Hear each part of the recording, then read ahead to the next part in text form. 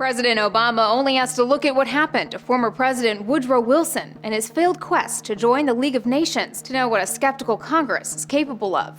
Given the importance of this issue, I have instructed my negotiators to fully brief Congress and the American people on the substance of the deal.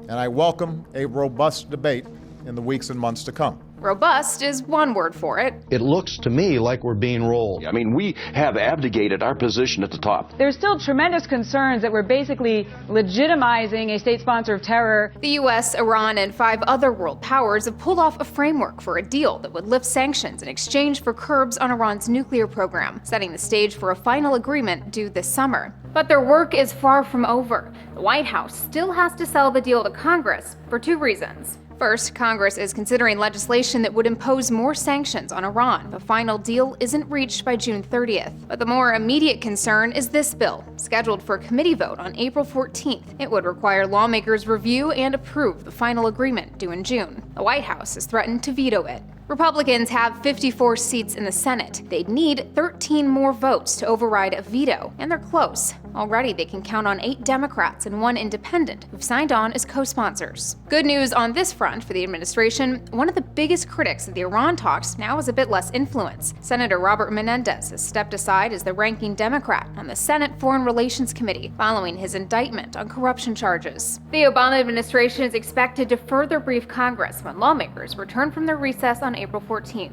For Newsy, I'm Elizabeth Hagedorn, multiple sources, a broader view.